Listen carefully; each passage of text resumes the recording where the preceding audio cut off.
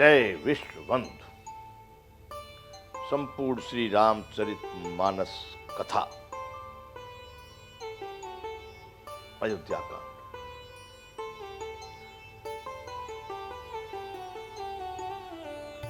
बंधु, अयोध्या कांड में चल रहा है राम के राज्याभिषेक का विषय।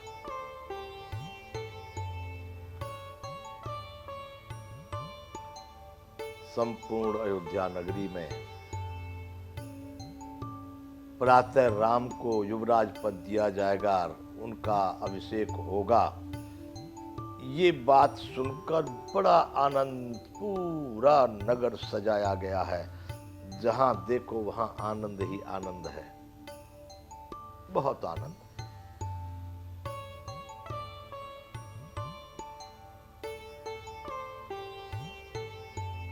बच्चे से बुढ़े तक सब के सब परम आनंदित हैं। बाहर अयोध्या नगरी में सभी आनंदित हैं, लेकिन महाराज दशरथ के महल में एक विभाग, जो माता केकई या महारानी केकई का जो महल है, वहां एक दूसरा षड्यंत्र चालू है। यहाँ रामचरितमानस के अनुसार तो बंधु, देवताओं ने राम जी को वनवास भेजने के लिए योजना बनाई, जो सरस्वती जी को प्रेरित करके मंथरा की बुद्धि में भ्रम उत्पन्न किया। मंथरा ने केकई को समझाया। एक बहुत अच्छा बहनों की तरह से कौशल्या के कैया सुमित्रा का जो व्यवहार चला आ रहा था, आज सौतन बना करके शत्रु की तरह से वो व्यवहार मंथरा के बार बार कहने पर केकई की समझ में आ रहा है। और जब मंथरा ने समझ लिया कि अब केकई मेरी बात पूरी तरह से मान चुकी है, तो उसने वह मंत्र बताया कि आप दुखी केकई को सुनकर के तुम्हारे पुत्र भरत जेल में रहेंगे, बंदी गृह में, तुम उनकी सेवा में खड़ी रहोगी। ऐसी बातें, उसकी बहुत कष्ट हुआ, कांप गई, बड़ी दुखी हुई। तब मंत्रा ने कहा, तुम फिक्र क्यों करती हो? मैंने बहुत दिन, जब से मैंने बात सुनी है तब से मैं शांति से नहीं बैठी हूं। मैंने सब उपाय किया है। क्या उपाय है? कि भरत राजा होंगे, भरत राजा हो जाएंगे। ऐसी बात सुनकर के उसको शांति मिली। और जो कौशल्या को पद मिलने वाला था वो तुमको मिलेगा, और जो तुमको दुख मिलने वाला था वो कौशल्या को मिलेगा। ये सब बात करके उसने बताया कि तुमने मुझे एक बार कथा सुनाई थी कि 2 वरदान आपको राजा से लेने हैं। आपने ये कह रखा है कि जब मेरी अनुकूलता होगी तब मांगूंगी। राजा ने आपको वचन दिया है कि जब चाहो तब ले लेना।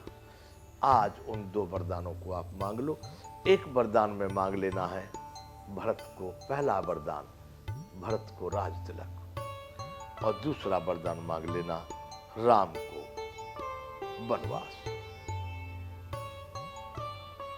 तो और ये भी तब मांगना, ये वरदान की बात जब राजा राम की शपथ कर दे, राम की शपथ उठा ले, तब मांगना। नहीं तो ऐसा भी है, राम की शपथ, राम उनको बहुत प्रिय है, अगर राम की शपथ न उठाई तो बदल भी सकती है बात। फिर ऐसा भी हो सकता है कि तुम्हारा काम सब फेल हो जाए। इसलिए तब मांगना जब राम की शपथ राजा उठा लें, तब अपना वरदान मांगना। और फिर भरत राजा हो जाएंगे और राम वन को जाएंगे। इस कार्य को तुम्हें बड़ी सावधानी से करना है। तो कैसे? अब आप जाइए कोप भवन में और अपना रिस प्रकट कीजिए और राजा से वचन लीजिए के कई को लगा वाह भाई वाह, ये तो बहुत ऊंची बात कही। अगर ये मेरा मनोरथ सिद्ध हो गया तो कल तुझको चकपुतर बना दूं। चच्चुओं की पुतली, आंख की पुतली या चकपुतर कहीं हमने ये भी शब्द सुना है, सबसे ऊंची पोस्ट। बस इतना सुन करके के कोप महल में चली जाती है, कोप भवन में पहुंच गई। इधर ये अयोध्या कांड का 23वां दोहा है कि प्रमुदित पुर नर नार सब सजहि सुमंगल चार, एक प्रवसहि एक निर्गमहि वीर भूप दरबार। नगर के सभी नर और नारियां बड़े प्रफुल्लित हैं और उस सारे नगर में अनेक प्रकार के मंगल साज सजाए जा रहे हैं। राजा के दरबार में कितने आ रहे हैं, कितने जा रहे हैं। एक प्रवसय एक निर्गमय भीड़ भूप दरबार, भूप के दरबार में भारी भीड़ है। यहां से आगे बंधु अब आज की कथा प्रारंभ होती है। बाल सखा सुने ही हर साही, मिल जस पांच राम पह जाही। जो श्री रामचंद्र जी के बचपन के बाल सखा जो थे, उनको पता लगा है कि कल राज तिलक होगा राम जी का। समाचार सुन लिए, हृदय में बड़े हर्षित होते, कल हमारे मित्र युवराज बन जाएंगे। तो वे 10-5 मिलकर श्री रामचंद्र जी के पास जाते हैं। जाते हैं, कोई अच्छा कार्य होता है तो बधाई देने जाते हैं, धन्यवाद देने जाते हैं और अपना मंगल वचन करने की शुभकामना करने जाते हैं। तो राम बाल सखा सुनि ही हर साही, मिल 10-5 राम पह जाही। 10-10, 5-5 के झुंड मिलकर के राम जी के पास जा रहे। प्रभु आदर हैं प्रेम पहचानी, पूछहि कुशल खेम मृदुबानी। प्रभु श्री राम जी उनके प्रेम को पहचान करके बड़ा आदर करते हैं, उनको बड़े सम्मान के साथ बिठाते हैं और कोमल वाणी से उनकी कुशल क्षेम पूछते हैं। बंधु तुम सब ठीक तो हो ना? कैसा चल रहा है जीवन में, कितना आनंद है? राम जी बड़े आदर के साथ अपने मित्रों को बिठा करके बात पूछते हैं। फिर ही भवन प्रिय आय सुपाई, करत परस पर राम बड़ाई। अपने प्रिय सखा श्री रामचंद्र जी की आज्ञा लेकर के फिर वो लोग अपने अपने घर को चल देते हैं।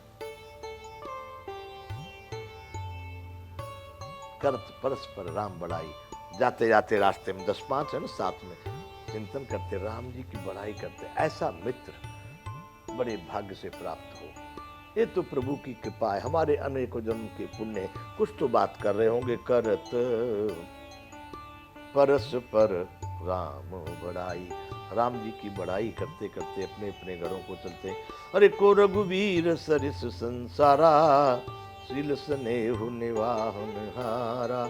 आपस में कह रहे हैं कि संसार में श्री रघुनाथ जी के समान स्नेह प्रेम और संकोचशील को निभाने वाला और कौन हो सकता है, अर्थात राम जी जैसा कोई नहीं। जेहि जेहि जौने कर्म बस भ्रमहि, तह तह ईस देव ये हम ही। हम अपने कर्मों के वशीभूत होकर के जिन जिन योनियों में, योनियों का मतलब है जो पशु पक्षी गधे घोड़े या जो भी जलचर थलचर नवचर जो भी है, जहां भी जाए वो बाल सखा परमात्मा से प्रार्थना करते हैं। जय जय जो ने कर्म बस भ्रम ही, जहां जहां भी हम अपने कर्म बस भ्रमते हुए जिस जिस योनि में भी जन्मे, तह तह ईसु देव यह हम ही। वहां पर हमको ईश्वर भगवान हमको यह दे, क्या देवे कि सेवक हम स्वामी सिय नाहु, हो नात यह और निभाहु। जिस जिस जहां भी हम इस जन्म को प्राप्त करें वहां पर हम तो सेवक हों और हमारे सीतापति सिय नाहु, श्री रामचंद्र जी हमारे स्वामी हो। यह नाता अनंत तक निभ जाए, ओ नात यह और निभाऊ, अनंत ये कभी टूटे नहीं। हमारे स्वामी सदैव श्री राम जी, हम उनके सदैव सेवक बने रहें, ऐसा भगवान से वो सखा लोग प्रार्थना करते हैं। असभिलाष नगर सब काहू, कैकई सुता हृदय अति दाहू। लाखों लोग कितने आनंदित और कितने उत्साह में बंधु, लेकिन एक अकेली कैकई, उसके हृदय में बड़ा दाह है, बहुत जल रहा है, जलन है उसके हृदय में भारी। और सब बड़े आनंदित हैं, सब पूरे नगर में यही अभिलाषा है, सबको यही इच्छा है, हम राम के सेवक बने हैं। लेकिन केकई अकेली बड़ी दुखी है।